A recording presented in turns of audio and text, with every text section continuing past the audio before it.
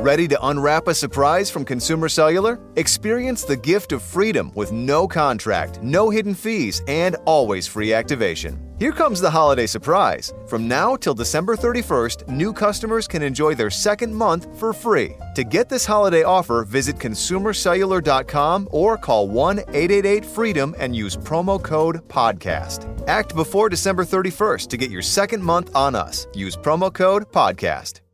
At Sleep Outfitters Outlet, great sleep is a big deal. Save 40 to 60% every day on every Sealy, Stearns & Foster, and Tempur-Pedic. Queens as low as $249. Customer exchanges, closeouts, and floor samples. Inventory changes daily, so come in for your dream deal today. With no credit-needed financing, expert advice, and up to 60% off retail, it's never been easier to get the sleep and savings you deserve. Go to sleepoutfittersoutlet.com for financing details and to find a store near you. Expanding reality. I think I might want to worry in a minute. I love it. I was just like, hang on. We're just don't worry about it. It's fine. When do I start to worry? He's not coming back. It's this pattern interruption we're huge fans of here, dude. Let's just get it going. Heath Cummings, dude. It's so cool to see you, brother. I've been so excited about speaking with you on the show. You had me on your amazing show, Live This Life podcast. Cannot wait for this. So let's get into it, man. If you don't mind, for my audience here, just let those folks know a little bit about yourself, brother. Oh, where do I start, man? But thank you for having me. I'm really excited. And I have to say, for all the listeners out there, I am a regular listener of Expanding Reality myself. When my Spotify stats come out for the year, there's only one other podcast that rates higher than this one. It's Joe Rogan. So, I mean, you're competing with him for second place on my entire roster of the stuff that I listen to. So absolutely love everything you do. You're number one in my heart. So yeah. I appreciate it. Yeah. I mean, I guess I'll start with just kind of what brought me to doing what I do. I mean, I kind of arrived at this place and stage in my life where I guess I have the most gratitude for being alive, where, I was probably at the most opposite point you can be from having gratitude for life. Whether it was a resentment for some of the life events that I went through that I perceived as negative, or like where things weren't working out for me like I thought they should, like shaking my fist at the sky every time I went through a significant challenge. I had like a resentment for life at a certain point. I'll dive into a whole bunch of stuff during the episode, but I mean, part of the journey was having cancer before I was 30 twice. And I saw all of those things as just this like massive challenge. And it was just everything you can imagine, just all of that angst, all of that negativity when every one of those things came my way. But in this later part of my journey, I mean, I'm only 42 years old. I still have the mind of a 20-year-old on top of it all. Yeah. But, I've grown to see everything as just a divine set of circumstances, really, that I guess I kind of see as part of like a game almost. Like, you get XP in a video game and you just keep leveling up. And I see every circumstance, good or bad, as that energy that just adds to that XP. So instead of seeing these things and being like, why am I going through this stuff? It's just every single time I transmute that stuff into an enjoyment of my own life, no matter how challenging it might be. And I know it's kind of hard for people to picture, but that's the reason why I do what I do, is because I want everybody who isn't already in a frame of thought like that to get there. I want the rest of the human race out there to experience what it really means to live this life. And that's what inspired me to do the podcast and what brings me to doing everything that I do today. Dude, your show is incredible, like absolutely incredible. You're affable as shit. Everything you talk about, it just speaks to the heart, and just you have such a soulful approach with this that it's just captivating. Again, honored that you invited me on. So had to get you, introduced to the audience here, because you're, like I said, dude, let's just talk about your background, if you don't mind. Take us through. Well, my background, it circles a lot around law enforcement. And I know with people in the spiritual community and people who are, I guess, awakened and stuff, that kind of takes people back a little bit. And it sometimes can like shut people down to who you are and what you've got to say, just because people have such strong rooted feelings towards stuff like that. But I'll say I'm 5 years retired from it now for a reason. I agree with a lot of people, and I was a hellraiser as a kid. Like I was a hellraiser as a teenager. Like the people who saw me in uniform, I started really young. Like I graduated high school 6 months early, got all my stuff done and got out. I was kind of like a savant who knew a lot of stuff. I mean, you'll get that from the podcast. Like I'm going to sponge for information and I can just absorb shit. Just the first time I ever hear it, I can regurgitate it all right back. And people are like, man, how do you know this stuff? You're like a human encyclopedia.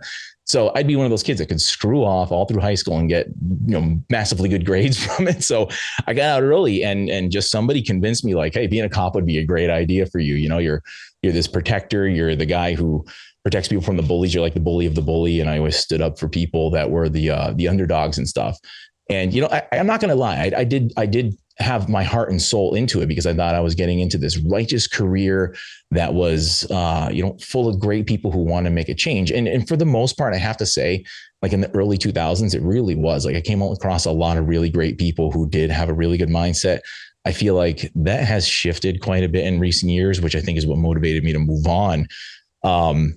But going through everything that I went through in that career experience, it definitely added to everything that I have now as far as my point of view and the way that I view life and value life, because I saw a lot of life end. I saw a lot of lives ruined. I saw a lot of lives that were in a lot of challenge, and because you encounter people at their lowest moments, So throughout that entire journey, it was everything involving that and everything involving my own hardships that just started to make me want to like dive into what the hell are we and what are we doing here? It brought me to places of trying to like dig into spirituality and dig into like, what is the point of the human being even being here on this planet? Like, it just looks to me at certain points, like we're just here to go through all these challenges, get beat off the rocks, to just end up sometimes to people dying young, going through nothing but challenges in their life. And then they go to the grave without like any real enjoyment or experience. They work till they're 60, until they're too old, if they can even make it that far. And that just doesn't seem like an appealing existence to me. So you start diving down all the rabbit holes of the stuff that you talk about and the stuff that I talk about and all the people that inspire us along the way. And it's like, that's the shit that makes life really, really interesting. And when you thumb down your nose on that stuff, when you poo poo on it and can just kind of say, that's conspiracy theories, that's woo woo, that's whatever else. It's like, well, the alternative is just a really sort of baseless existence that seems boring and non-fulfilling. So, all along that whole road of everything that I saw and went through and trying to figure out what are we all about had just added to more questions, I guess. I never had any real answers. And a lot of us who are in this sort of realm of discovery, we're in that constant mode of trying to absorb information constantly. Some of us do it a little too much. We don't allow that information integration. Like we'll learn something, but we won't actually incorporate it into our lives like we should. But yeah, throughout the course of the law enforcement career, one unfortunate part of it was I had gone through cancer at age 26 and again at age 29. And 29, the year after that one, crested right around 2010, 2011. And it was the year of Hurricane Irene came right up the coast and it decimated the area that I live in. I had witnessed 4 major suicides on the job that year. And all of them were surrounded around this bridge. I've actually been a huge activist on this bridge that's in Massachusetts called the French King Bridge. It is a magnet for people who want to end their lives. And unfortunately, guess who was working a ton of the times that those incidents would happen? And I become known as like the guy who was the magnet for that kind of stuff. And you start to think about like, why is Source putting me in these circumstances constantly? Like, how come bad can someone's like luck actually be, But like I said, transmuting those thoughts and opportunities, I've seen all the challenges that I went through in those circumstances and transmuted it into now that bridge now has suicide barriers and no one's ever going to pass away at that location ever again. And the barriers actually have given the opportunity for anybody going there to seek help rather than jump over a railing that was barely waist high and 120, 130 feet above a river. So I've seen those things like, yeah, it was a challenge, but now it's led to something that is going to be beneficial for everybody around. And, the challenges of the cancer and stuff like that led to the first of 2 really significant dark nights of the soul for me. Obviously you stare mortality in the face a couple times, you're especially like, the red-blooded cops, these masculine whole, the whole thing. And I was that guy though. Like I was 100% that guy. Like I was into boxing. I was into like special weapons training and all that kind of stuff. And, yeah, I was just that type A personality. And completely went to the other side of it after some really significant things, I would have probably never ended up in the perspective that I am when it comes to spirituality, when it comes to being the husband and father and, inspiration for other people. I'd never have been there if I didn't go through some of that really nasty stuff. So, as much as at the time I'm looking at that one as well, like, man, why these things have to happen to me? It took away my ability to have any more kids. We only have one. That's a hard pill to swallow, but ultimately it led me to be a fantastic father for just one kid and focus everything I had on him and just be grateful for the experience of being able to be a father at all. And, it led to me actually looking at everything and saying, there's got to be more than this. Like, there's got to be more to everything that I've seen and every other low spot of all these other people that I've been around and the stuff that they've dealt with. So, it's an amazing place when you go through all that and you're able to come out the other side in one piece, first of all, and then you're in a place where you start to enjoy your life so much just because you're alive. Like, you woke up this morning, your feet hit the ground and you're like, yeah, this is cool. I might be tired. I might be sore. I might have all this stress going on in my life, but man, what's the alternative? It's not being here. It's not having a single thought. It's moving on to whatever this next phase is. And there's just so much to discover and there's so much I want to do. I have just the ADD of life. Like, I get out of law enforcement. I'm like, I'm not making enough of a difference in this role. I need to be in the role above this role. So I ran for politics and I ended up becoming essentially the mayor of the town that I lived in. And, I left the law enforcement job in that town because it was so screwed up. And I'm like, you know what?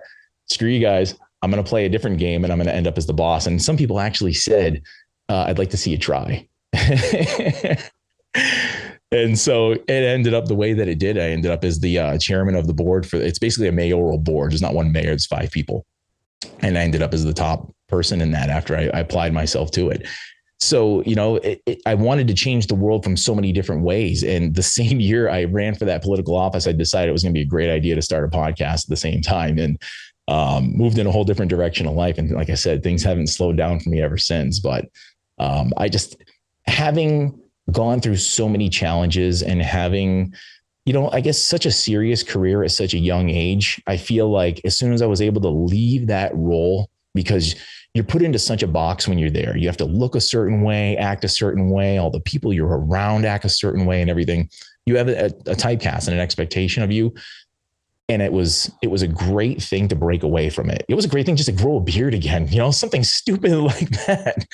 But, it was wonderful to break away from it because I finally felt like I did as the kid that I was when I first put that uniform on.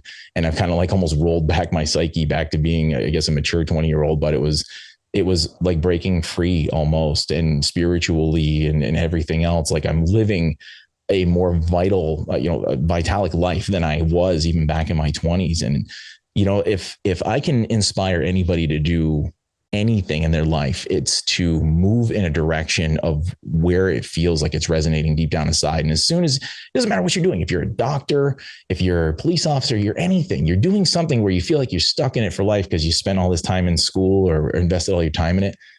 It doesn't matter. You only have one life to live. And if it doesn't resonate anymore, figure out what other direction you want to move in and do it. Because what's the alternative? You skip your entire life to stay somewhere for the sake of safety. Like, I want to do that whole cliche. Like, I want to slide in sideways to the grave. I don't want to go in a nice preserved whatever. I want to go in on fire, smoking and sliding sideways. That's how I want to go out. Rode hard and put away wet. That's right. Yeah. I love this. Absolutely. Abso-fucking-lutely, man. And again, the reverence that you have for going, and I have such high reverence for you, my friend, for going into the service. So thank you very much for doing that, because that's you do get put in danger's way every day. How much of a difference between danger and threat would you say there is in that job? Every minute you're there, you're in danger. I'm in a small rural area of Massachusetts, so it's not like I was like an inner city. So it's definitely a different ball game here. But the difference between what I used to do and what other people might do in certain branches of law enforcement, whatever, you get your back up this, as soon as they hear that somebody needs a few people, you got 5 or 6 cars showing up in this place. You're 15 minutes away from the next car showing up to help you. So it's like, you had to be savvy. You had to be on your toes. You had to really be observant. You had to be nice, and you had to have charisma with people too. And if you didn't, you were going to end up getting the worst of people. And it was like, I wanted to go home at the end of the night. Granted, you had a job to do, but you were always in danger. Like, you were in danger if you pulled the car over of just getting hit by another car going by. And as far as the threats go, it's like I was really good. I studied a lot of weird stuff when I was in that line of work. I studied verbal judo. I studied conflict. I became a conflict resolution instructor, like not just a specialist, but a guy who could teach other people in conflict resolution. Because I could talk. I remember one time I talked to 6'4", 300 and something pound, just brick house guy who did not want to get into the back of the car if he was drunk driving. It took me half an hour to talk the guy in, but I'm like, I'm not going to fight this guy. Like, I'm going to apply to his decent humanity, and please just sit down at some point so we can get this night over with and you can go home. And it took a half an hour, but like that was the approach I took. So I think that job can always be what you make it. But again, I didn't resonate with it much anymore. And I saw a lot of the writing that was on the wall. Like, I'd rather not be in a career where I'm going to be associated with people whose ethics and the way that they operate with humanity, their dynamics of how they interact with human beings. If they're so far away from who I am, if I can't inspire them to change, which I felt like I was kind of hitting my pinnacle on how much I was affecting change in that role, and saw more and more bad stuff, it was like, yeah, it's time to go. Like, my effectiveness here is definitely like running out. So, but yeah, between danger and threat, it's like, I think it is what you make it. Like, you can be savvy with people. And if you treat people like human beings, if you treat them all like it's a reflection of God, and that's kind of what I did. Like, I'm not a very religious guy either. So when I say God, I mean, that's the name we all kind of got used to, right? Like, but I refer like source God or just source. But if you look at every single person that you come across, every asshole, every good, decent person, and every person at the lowest moment, and it's like, you look at them like God and drag, you treat people a hell of a lot differently than you would when you look at them like they're a threat or they're harmful to you. You can apply to their actual decency. You would be shocked at just your everyday interactions. You realize you don't have road rage anymore with people. And I was like the king of that crap, but you just realize that your interactions with people just completely shift and change. And again, that's just another layer of what adds to the great things that when you look at life overall, you just stop seeing negative because you're choosing to look out of a different window of the car. You're looking at the good view and not the bad view.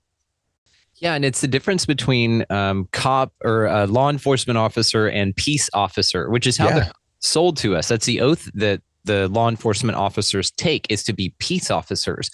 But it feels like somewhere along the line, like you said, you saw the writing on the wall and your ability to affect change in that way. And it was probably the bumper I'm talking about here, that there's sort of an apprehension of psychology within the ranks, as it were, where there seems to be a big fear narrative. Now, I understand the difference between like vigilance and like don't slack off and all of that, but a literal division of community and police officer. Does that make sense? Like an us versus them type of a thing.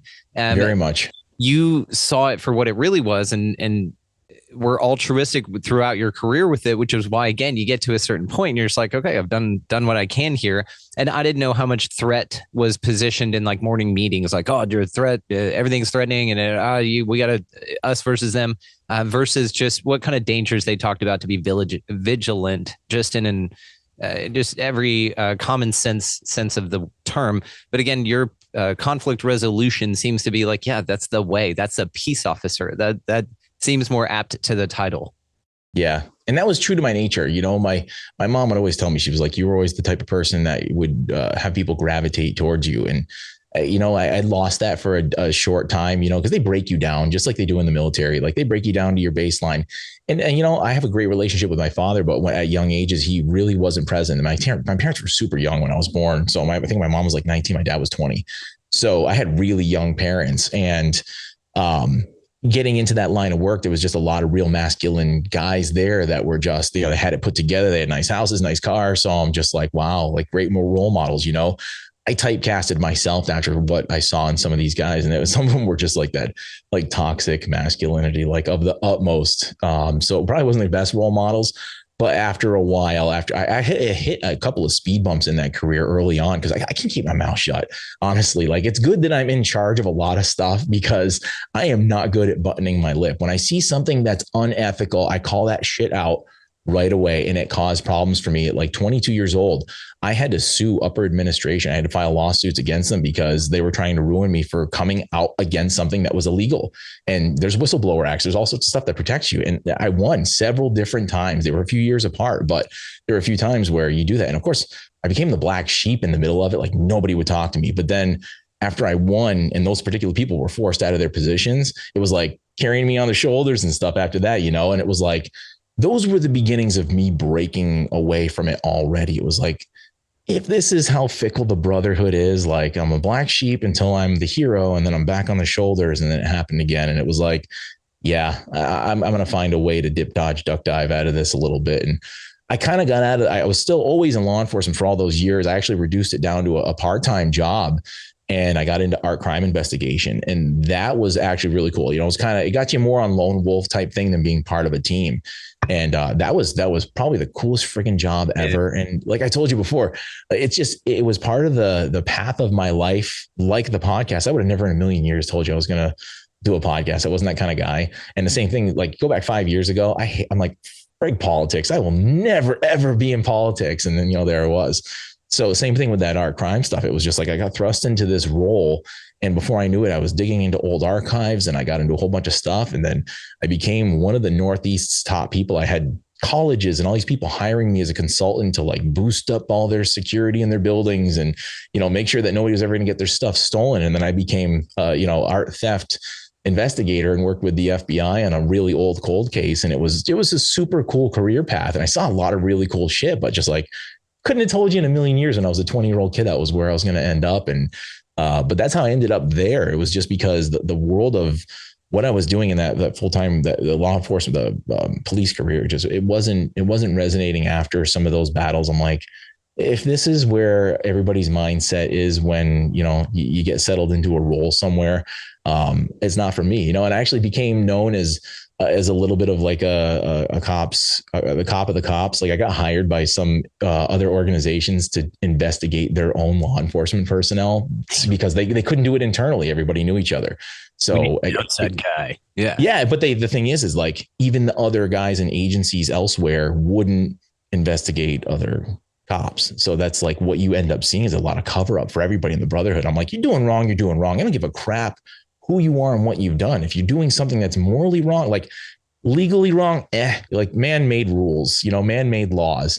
When it comes to morality, that comes from a little bit more of a spiritual place. Like, you realize that killing and harming and hurting other people is just a wrong thing. You don't need a law to tell you that that's wrong. And some of the stuff I see these guys do, like, they knew they were doing some wrong stuff. And to be the guy that was going to maybe stop that stuff from happening, it was kind of appealing, but it was also super stressful at the same time too. Awesome. Not all heroes wear capes. Like, you're like Batman, but, you know, for an agency. Like, I love that. And how do you know I don't wear a cape when cameras aren't on? I know. I'm looking actually now. I'm like, maybe he's got one tucked in behind that collar, which would be super cool. Also, speak how you want to speak, dude. If you're self-censoring because you're representing yourself that way, awesome. But I don't think we covered it in the pre-show, so we'll do it here for everybody else. You're not censored anyway. Say whatever the fuck you want, man. Yeah. Okay. Now, your art history stuff is very interesting to me. You told me a fun fact about Monet and how you're able to detect the differences. Do you mind sharing that with everybody? Yeah, it's an exercise in perception that it's basically a metaphor for everything that you end up observing in your life, because as you learn certain things, you build that XP in your life, you end up never looking at life the same way. I mean, many of us have a completely different view of the world than we did before 2020. I mean, we all know what's happened in the last few years and we just don't see the world the same way. Every single thing that happens just adds to a layer of like, we can't see the world. You can't unsee certain things. And when it comes to Monet, you know, of course, I'm around all sorts of art, but all these people are, you know, masters and doctorates and stuff like that in the art world. And I just took on a lot of stuff by osmosis, but I love Impressionists, and Monet was like probably one of the most famous Impressionist painters in history. And when he first started out, his pictures were extremely detailed. Impressionist paintings are done by a lot of small little dots of color that when you kind of step back, it makes, a beautiful painting, but you can see all the small little pieces of the added color that make it. It's not big paint swaths and brush strokes. So when he first started, his paintings were super duper detailed. And as time went on, when you look at Monet's paintings, you'll notice that some are super colored and some of them are kind of gray and washed out. And you notice that some too, they're detailed, but they'll be in this like reddish color palette, or in a really stark like green color palette. And when you understand why, like you could look at all those paintings and just be like, wow, he was kind of like, he was really talented. And then he painted some really weird pictures. And then he just started getting lazy and just kind of doing purples and grays. Well, when you learn that he had vision problems, that kind of like changes everything. His grayish paintings were because he had cataracts. So when you see those paintings, you see the colors start to fade. He didn't paint what he thought the thing looked like. He painted what he actually saw. So when you start to see the colors, like I remember there's one that's of a house and it's like one's really, really red. And then it's the same exact painting, but in purple. It almost looks like someone just put a different color filter on it. It's not. It's because he had surgery and it actually messed up the way that he saw colors. So he would paint the painting and cover one eye, and then he would cover the other one and paint the painting again. And he would have just two completely different color palettes of the same exact thing. So now if you ever go to a Monet exhibit and you're looking at all these paintings, you're gonna be like, that must have been when he was younger. That was with the cataracts. That was after the messed up surgery.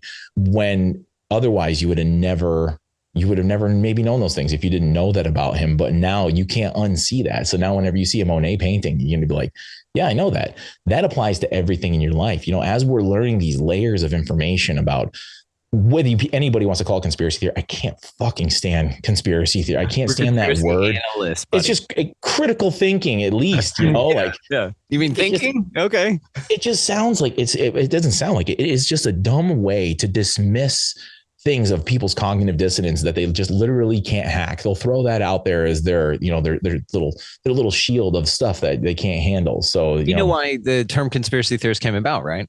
So I know that a lot of stories came about because they were trying to make sure that the Warren Commission report, it stuck. I've seen a lot of different things debunk that, but I don't know if that's from, just more misinformation from the official sources. But I know that's supposedly where it started out from, but I've heard alternate stories about it.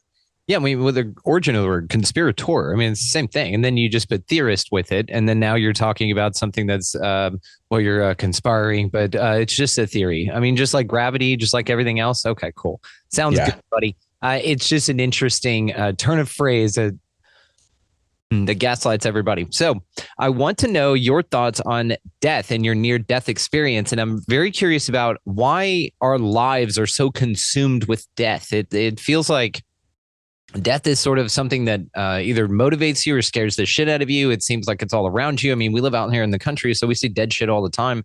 And it's just sort of a way of things. So it's an interesting that it's so, I don't want to say triggering, but incendiary. But it's so pervasive. You can't have life without it. But yet it's so, I don't know. People are so adverse to it in certain ways. So I'm curious on your thoughts on life, on death, on our lives, and then your near-death experience as well, please. Yeah, I think the reason why we are maybe so afraid of it at a certain point is just because the purpose of us being here is to be alive. It's the opposite side of that polarity. So, I mean, that's like the base level that we end up at. Like, we are here and we are alive. I do not want the opposite of that. I want to stay alive and don't want to be dead. At a certain point, when we start to learn a lot about the universe and that energy cannot be destroyed, it can only be transferred. We start to wonder then the energy that makes up me, my thoughts and all my energy, it's got to go somewhere. And it had to have come from somewhere before I got here. Like, that was one of the very first concepts when I sort of went through a second sort of dark night of the soul. And I was really getting into like, I'm leaving this job. I'm leaving police work. It was back in like 2017. It was one of the very first things when I dove into religion, and religion kind of fell apart for me as I dug into it more, that part right there was what really started to make the fear of death fade away. I mean, I was at a certain point, I was like a stupid, not afraid of death, like nothing can kill me, a macho kind of bulletproof bullshit.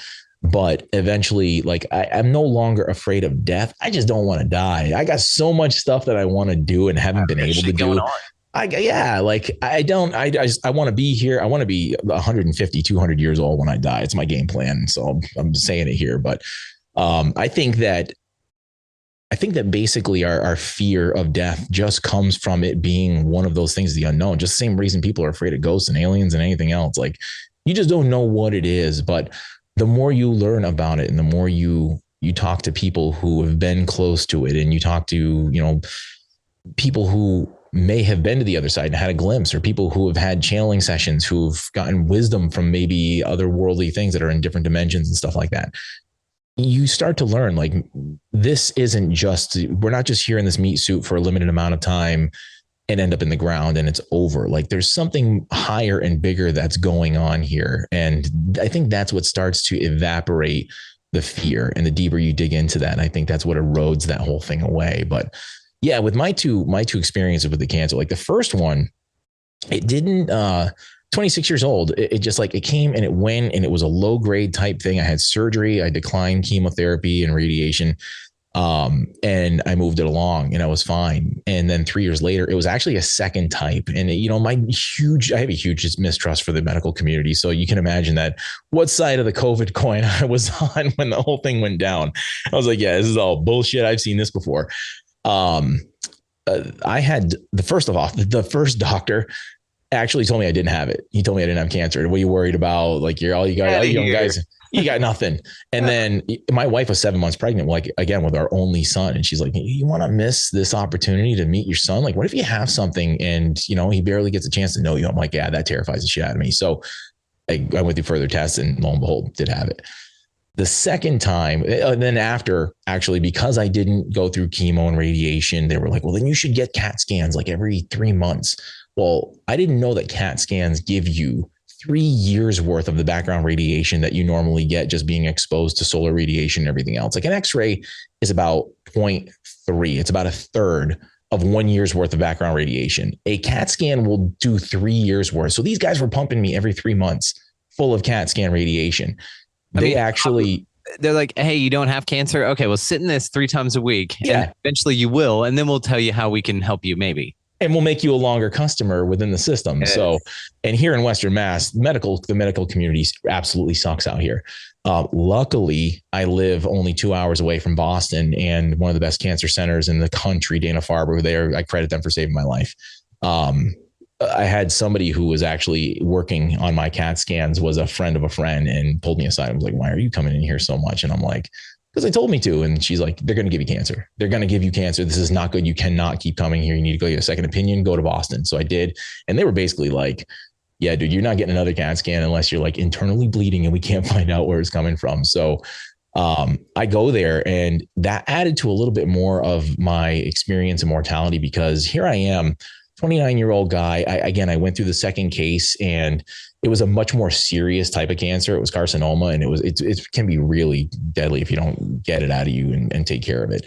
But again, learning everything I was learning along the way, I declined chemo and radiation. I'm like, you're nuts. Like, you can't do this. And I'm like, I know people who have, and and I went through a lot of really risky health things. I would never advise anybody to do that. So do not take this as medical advice, because it was very risky. But, that was in 2010, and here it is, 2023. I'm still here and I'm doing great. So, but as I was there, I'm this young guy in a room with a lot of people who didn't look like they had much time left, and talking to some of these people, I'm waiting for my appointments and going through my treatments and all that kind of stuff.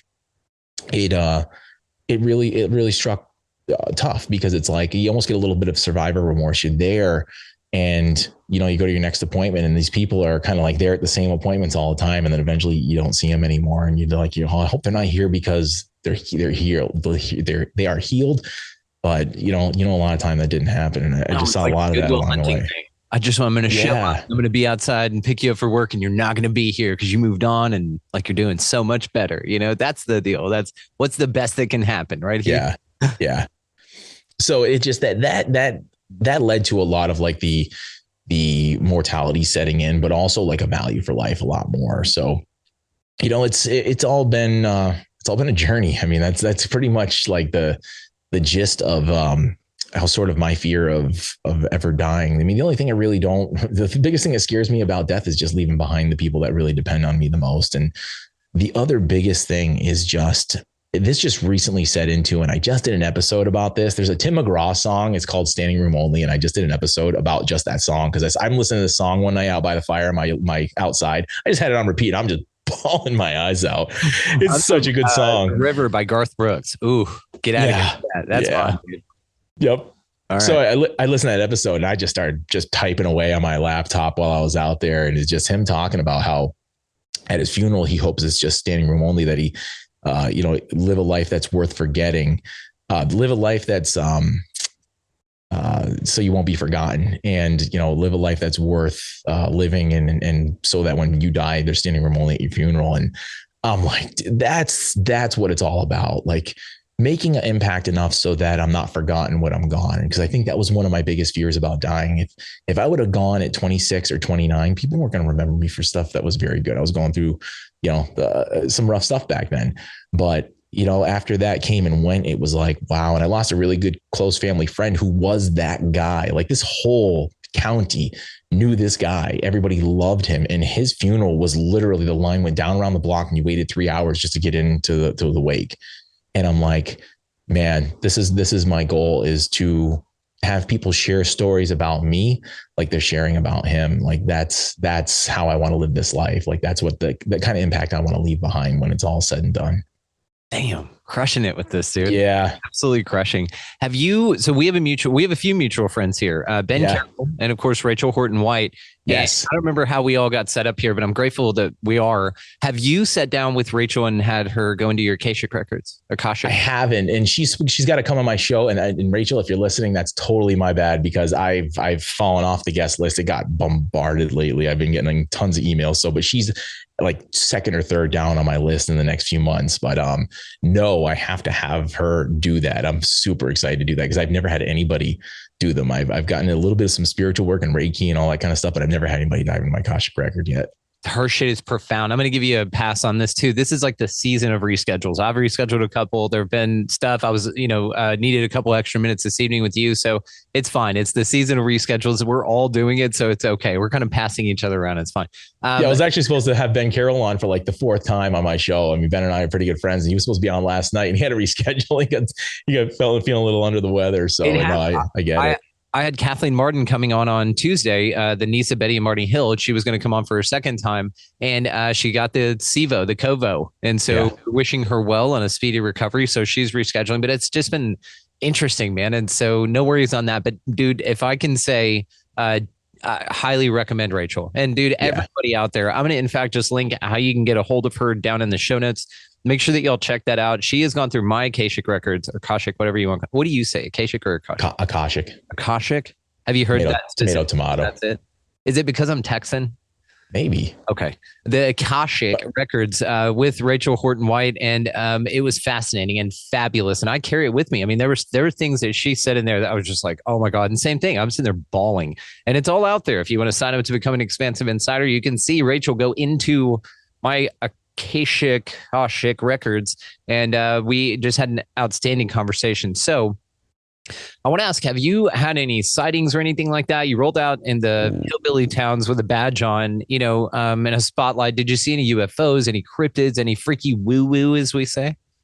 So I've got two decent stories. One of them I actually have on video, and I'll have to share that with you privately. It's really hard to see, and something pretty crazy happened on that one. But the very first, I'm trying to, there's one of them I can't talk about yet. So maybe someday when you and I are in person, I can't. That one I'm still nervous to talk about. But audience, not doing this on purpose. You tell me I would never. Yep. So no, there was one. It was like right after it was right after 9/11, and we were having to go and check on these reservoirs of drinking water near a major city that's nearby. And it was up in the hill towns where we live. And that's where the reservoirs usually are, out here in the sticks. So I'm up there, and it's pretty much all uphill. And right at the top of the crest of this hill is the turnaround to come back down.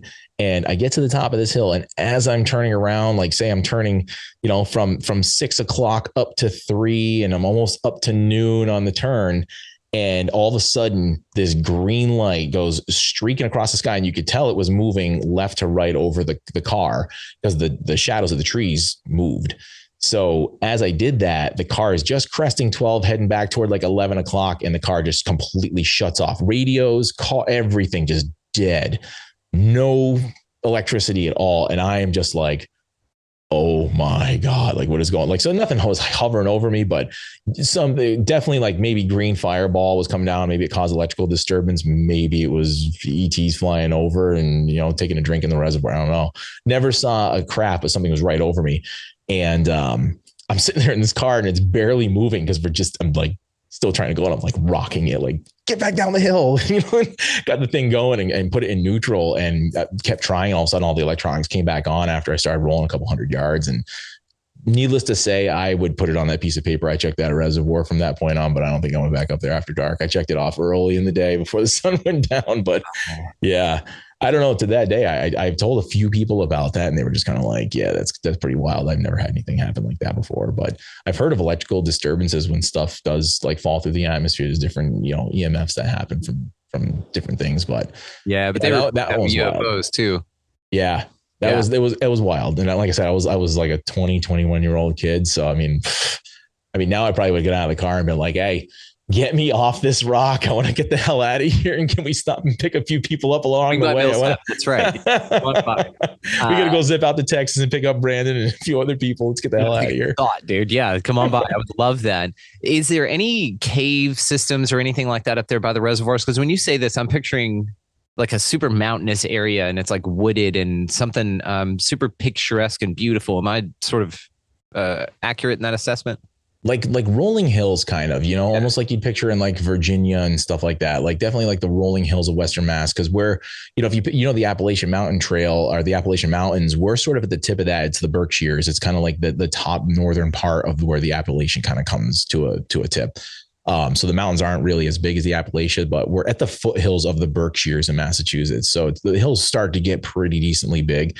My mountain right behind me happens to be nothing but like granite quartz ripples of just sheer cliff faces and caves and all sorts of crazy stuff up behind our house. We actually own like 14 acres of property up here, and I've never even seen half of it. It's pretty gnarly stuff, but it's cool. It's all you kind of unexplored, dude. I'm really into that shit. So we'll come up and explore. You gotta get out here, yeah. Got to, dude. Absolutely have to. You know. So what are your thoughts on the area you live? Do you think that you were called there, or do you think that now that you're there, that's the place where you get to witness some really cool shit, and that you were, like I said, sort of Kitsmit guided there? Do you have any sort of calling to that place? I did for a while, and I feel like the calling's starting to fade. I mean, I definitely have like this divine conjunction of timing that's coming up in the next couple of years. So I have a few different things, like my political term is coming to an end, and I am not rerunning for politics, at least not in the role that I'm in right now. I'm on my second term and I'm all set. High Council of the Galactic Command. That's what's up. Sure. I'm good. I'm good with that one. Yeah. All right. But no, I mean, I've been in this area my whole life, and you know, I've raised a family and been very responsible. But like I said, I'm like that 20-year-old kid again who's itching to get out there and like see the world. So yeah, I kind of feel like I was divinely called to be here to maybe iron out a few different things. You know, like I said, with that bridge and with some bad situations within law enforcement in this area. And I was very fortunate to be put into roles at the right divine timing to intervene with some people who really shouldn't have been in the roles that they were in, with the mindset that they had, you know? But going forward, like I think my time here is coming to an end as far as like where my focus all is, because it's going to be, you know, everything with Live This Life is really just taking off pretty well. And I don't even devote that much time to it, and it's doing really well. So I see that being my mission, and just traveling to see all the major things that I've had to see on screens my whole life because I've had so many responsibilities here. But this area is beautiful, as much as I kind of feel like definitely big fish in a small pond kind of thing here. And like, I feel a little caged in sometimes. I'm like, this place is like where people go on vacation. So I got to not complain. This is fantastic. I mean, I sent you videos from when I was on vacation. Yeah. Like, hey, I'm like, here's the beautiful ocean and sand. You're like, here's some dead ass grass and some cicadas. Cicadas. That's right. We have so many. We picked a couple up and we were just like, oh, and then now we just leave them for the ants because the ants that's their food. But yeah, man, you have a beautiful area in which you exist. And I understand the sort of feeling like you've outgrown it. we sort of feel like we came here and are healing the land in a certain way, and that you get that feeling of outgrowing it whenever you've gotten to a certain level of healing in conjunction with healing the land or the area that you're in. Like you sort of influence this area to bubble. And once that's balanced out, you need to pick up and nomad your ass to something else and amplify it even more, and you scale up, right? So is your next, are you thinking more land after this? I'm not too sure. Like the ocean has always been my calling, and that's where we go. I mean, during the summer, we're down at the ocean in Cape Cod, Massachusetts, like, 4 to 6 weeks a summer. And it's what I absolutely live for. I love it there. And it's just funny because you have the polarities. I think those basically are the polarities of where I live and where I go on vacation. Like I'm up in the mountains here, in the woods, and then you go to the complete opposite where it's like vacation land out there and you're at the ocean. And it's just, I still absolutely love it here. As much as I'd love to travel, I would probably always keep the house that I'm at because I'm way up on top of a mountain. I get to see the sunset every night. And it's like my fortress of solitude. I'm a total comic book nerd. So that's like a huge, I know you are too. So ready for this. That's all. If I'm putting TV on, it's one of the cartoon movies, like the DC animated movies. Like I'll just throw that on and then just edge out for a minute. I don't watch it. It's very rare for me to watch something with human beings in it. Yeah. And for just a simple detachment reason for it, I've got to connect you with a friend of mine. She's a veterinarian that lives out by you in that area named Tanya. And she's just awesome. I've already got it noted here. I'm going to connect you to. She's same thing. She was going to go be a marine biologist, just loves the ocean, absolute huge call. And she's up there in Connecticut. So you guys are like neighbors. Anything close to us in Texas is like hours away. Yeah. It's like 15 minutes and you're in 3 other states. Pretty much, yeah. This town we live in borders. You can go to the spot in our town, Massachusetts, Vermont, and New Hampshire all touch. Like it's a mile from my house, so you literally can step in 3 states in like a second. Yeah, you're just string and cup. Your phone's over the neighborhood. Yeah. So it's amazing, dude. You got to call somebody and you go, hey. So what are you looking forward to with your biggest impact here? Like, what's the thing that you feel that you are going to make the biggest change on? And on the biggest level with the breaths that you have? Just getting people to appreciate their lives, because I guess that's what I kind of feel like my purpose is, and sort of like almost what I'm at battle with right now. If anything, like I really try to not approach life as a battle and try to approach it as more of a dance. It's always got to be like the leader of a dance and everything. But it's undeniable that there are forces out there that are trying to keep the human collective, the consciousness down. And, when you look at the Hawkins scale of conscious, I know you talked about that a lot and stuff like that, and I'm very familiar with it, and am very much conscious of the energy that I bring to every one of my days. And I know that the higher up you are on that scale, you counteract how many, depends on how high up you are and how low they are. You counteract all that negativity by just being raised in your own evolution and vibration and everything else. And it's like the more you bring people along for that ride, the more that's going to spread, because they're going to spread that same thing onto other people. So, my biggest goal in life is to just come at every single person and trying to elevate them, whether they're at their lows because they're facing a deadly disease, they've lost everything in their life, they feel like they're at their absolute low. And it's like, I have not been where you are. I've been at a version of where I am. And it's one of the biggest things, the biggest mistakes that a lot of people say is like, oh, I can imagine where you've been, or I've been here and I've been something similar. It's like, we're all going through something different. And it's a tough thing to say because you immediately shut people down when you do that. But when I approach everybody out there in this world with what they're going through and give them hope and give them a little bit of a light at the end of the tunnel and say, if you're at your low, you got nowhere to go but up. And this can just be an amazing story of like what I say 5 years ago, 6 years ago. I was in a place where I didn't know what was happening. I was having a nervous breakdown. Am I not going to make it through this? And, all the times with the cancer and stuff, it's like, things can and most likely will get better, especially if you're at your lowest, you got nowhere to go but up. And if you can give people that little bit of hope, and if anybody can get from a place where I have been, those lows that I've been in, and come to the place where I am now, where I just like absolutely love life. It's not perfect. I still have a ton of challenges. I'm nowhere near where I want to be. But I still come at life with just the utmost amount of gratitude. And if I can inspire people to get to that same place, it's like, that's the world that I want to live in. That's the world that I want my kid to grow up in. That's I think all of us should really be aiming toward in some way, shape, or form. But that's my mission. That's my mission, is to come at everybody with giving them hope.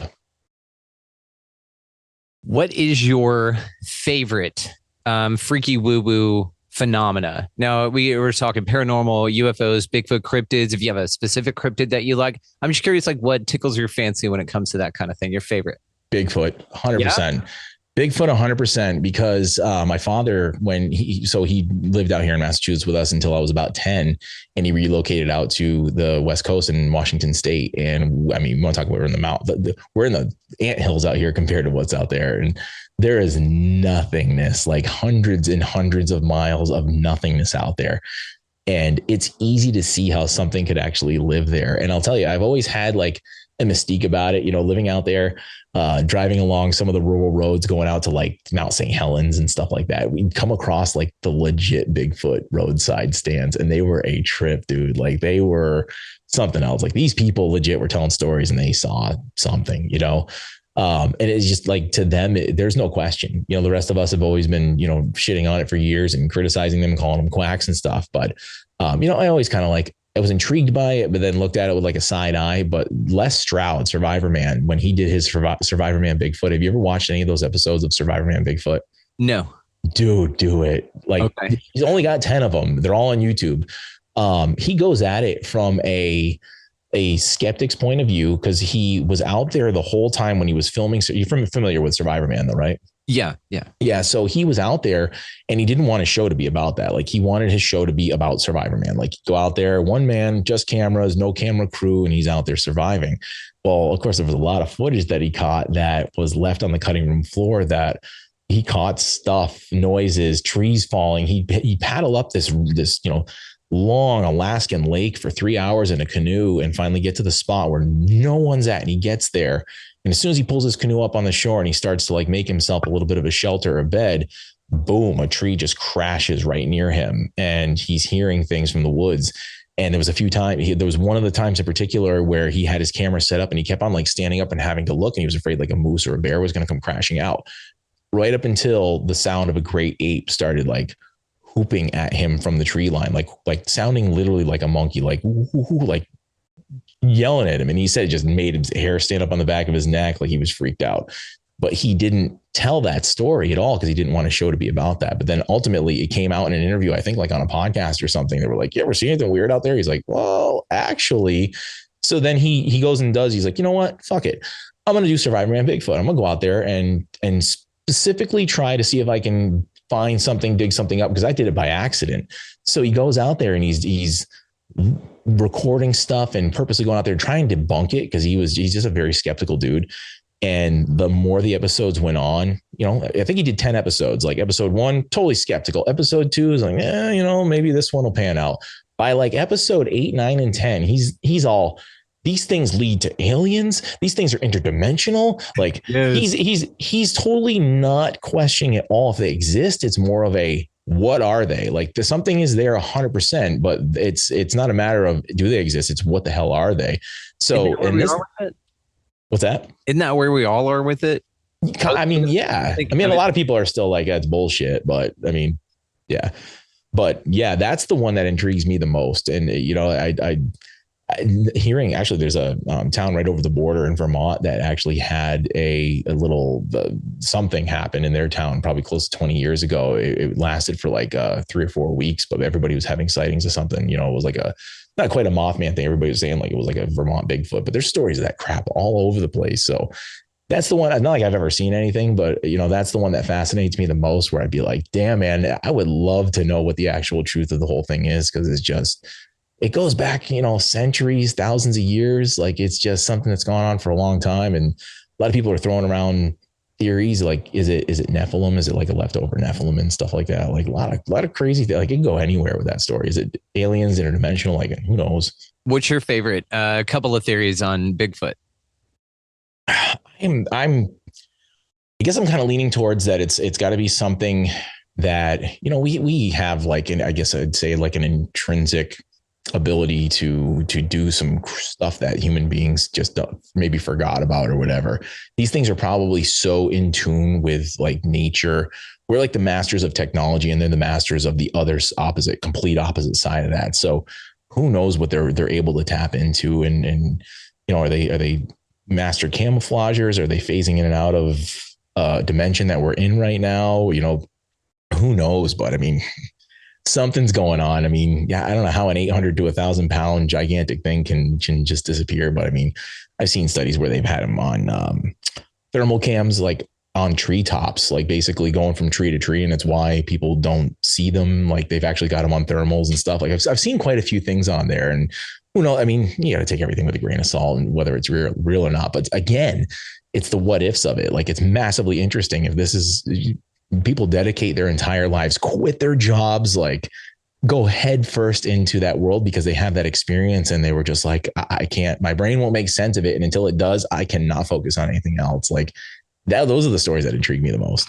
Yeah, it's the apprehension of your consciousness. It shows you something else is going on here, and it's just so fucking fascinating. Yeah, I love what you said about it being very nature oriented. I have a buddy of mine. He's sort of a pen pal, and he's just a dear friend I met through the show. But he writes me in these amazing theories.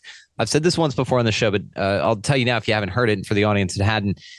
Asher wrote me about Bigfoot specifically and talking about how maybe it was a real entity, but it was so right brain oriented and focused. Like it was purely right brain focused. So therefore it was just kind of a lemming. It was lucky and it just survived via its unabating reality not to, because it didn't have a reason to believe that it wouldn't, because it was so creative brained.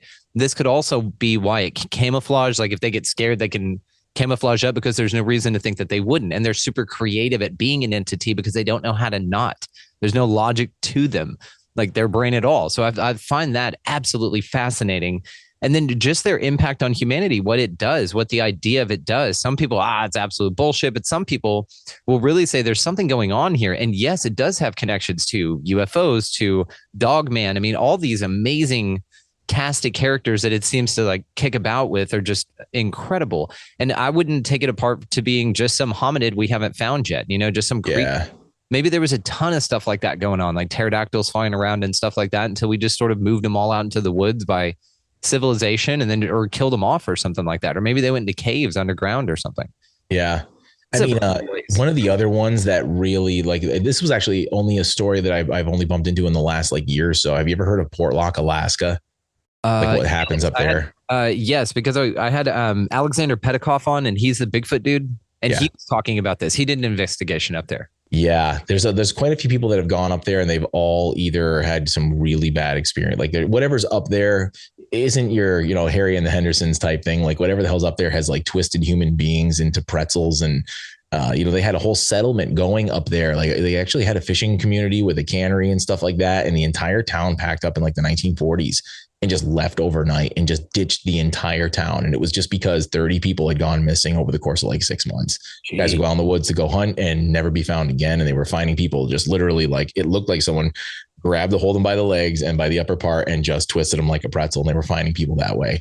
Oh, so yeah. And I guess they abandoned ship in Portlock and they went like 10 miles south or something like that away and resettled. And ever since then, they've been like resettling this area and they've kind of like outgrown that settlement. So like a whole contingent of them was like, why don't you go back up to Portlock and see what's going on up there? We need more space. So they actually did. They took a film crew with them. They had some crazy crap happen. It in the name of the show is super corny. I almost didn't watch it. It was Alaska Killer Bigfoot. And I'm like, that sounds stupid. It's actually one of the best documentaries I've seen. You can tell it's a little bit cheeky and acted upon, like a little bit of acting going on just because the guys, they're kind of putting on a show for the camera, but some crazy crap happened while they were there. And they pretty much got chased out of there too. Like the way the show ends, like they built like the first structure there, like put up a 10 by 10 shack and they slept in it overnight. And then the last night they were moving away on the boat. The thing caught on fire as they were driving away. Like the thing just went up in flames, like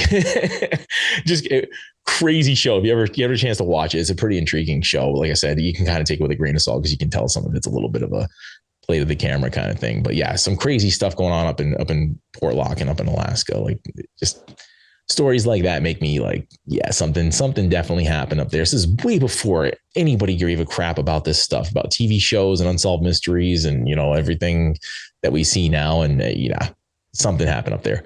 What if it's like Nazi experiments where they gave people superpowers and then they sort of broke out and then they just fled over and they're living out in the woods as some sort of super team. And there's like one that can control fire. And so he's like, fuck this shack when everybody leaves. And that can twist you up, and there's all these sort of Nazi superheroes out there, but they just want to be left alone. Could be. All right. We're not ruling it out. All I'm saying, we're not ruling it out. Not ruling it out at all. I mean, it's kind of scary. That's almost scarier that there's some hairy Nazis living in the woods with superpowers. That's kind of terrifying. This is one of the things that Phil Schneider was talking about. Are you familiar? Does that name ring a bell? He was the underground bases guy in the 90s that had part of his fingers blown off. Yeah. An alien that shot a plasma beam out. It was like a firefight underground or something. Yeah. The Battle of Dulce is what they call it. Yeah, Dulce, New Mexico. And so allegedly, he was drilling these stacks down and they came upon a huge cavern, but really, again, allegedly, he was talking about a base that's there and it's all these underground levels. People report crazy things coming out of I want to say it's the Archuleta Mesa right there. Yep. So the Dulce base, though, allegedly, again, has all these chimeras and all these fucked up beings where they've been splicing in all sorts of DNA and just doing real international waters type shit. You know what I mean? Just real fucked up stuff. And one of the fun theories that's out there is that part of Project Bluebeam will be that beasts like run the earth, sort of like hell beasts or something like that.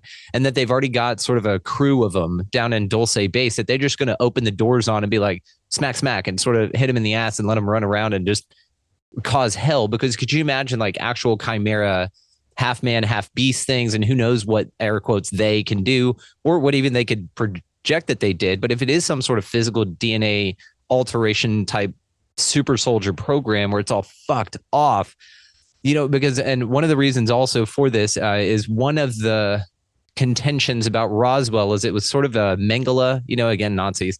Mengele had created a bunch of humans he did a ton of fucked up experiments on like twins and stuff like this.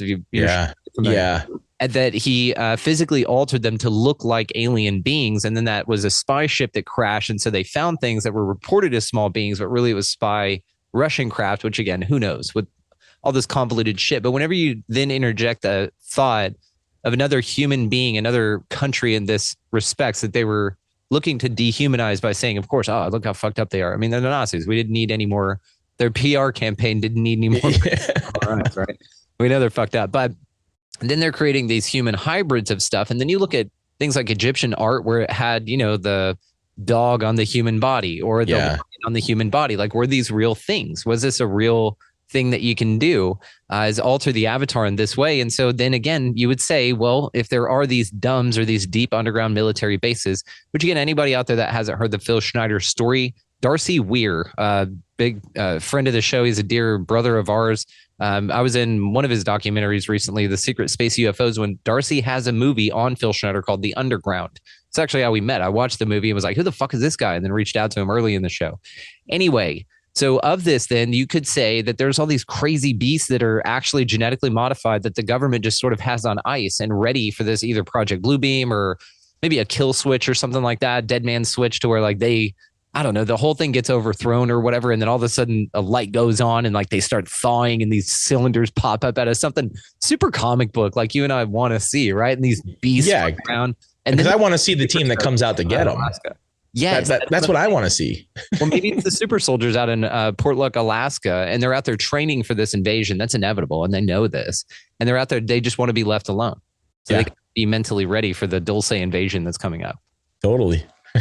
Again, you can't rule this out. Like, this is a place of everything that we're talking about here. It's unfalsifiable. You can't say that it's not happening. Any one of the ridiculously ludicrous things we just talked about, absolute possibility in this place, and I love this place for it. Yeah.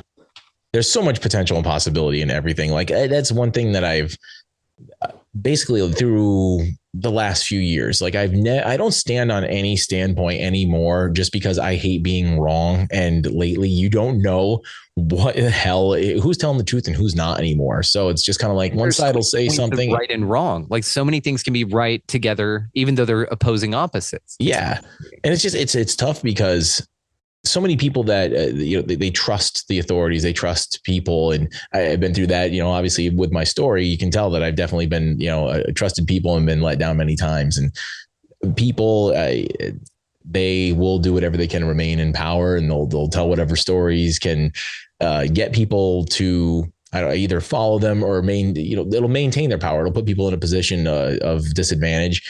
So it's hard to listen to anybody say anything anymore. And say like, yes, definitively, that's the way that it is. It's like, could that be true? Absolutely. Could that be true? Absolutely. You know, could the guys up in Portlock, Alaska just be the super soldiers that were made years ago and they're going to wait to take out these frozen monsters that are going to come out of Dolce? Sure. Yeah. Maybe there are a couple that escaped, you know? How do you know I'm not one of them? I know. I mean, how do you know anything is real? What the fuck's going on? I'd be cool with it, man. Again, I'd still vote for you, dude. Anyway, Heath, we're going to wrap it here because you and I actually have a really cool panel thing that we're going to be involved in together. And it's 5:55 on my time right now, which is nice. And we're just going to share that with the audience. Heath Cummings and all the ways to find you located diggity down in the show notes. Cannot thank you enough, dude. A million more of these. Looking forward to all of them, brother. Thank you, man. I appreciate you for having me on. At Sleep Outfitters Outlet, great sleep is a big deal. Save 40 to 60% every day on every Sealy, Stearns & Foster, and Tempur-Pedic. Queens as low as $249. Customer exchanges, closeouts, and floor samples. Inventory changes daily, so come in for your dream deal today. With no credit-needed financing, expert advice, and up to 60% off retail, it's never been easier to get the sleep and savings you deserve. Go to sleepoutfittersoutlet.com for financing details and to find a store near you.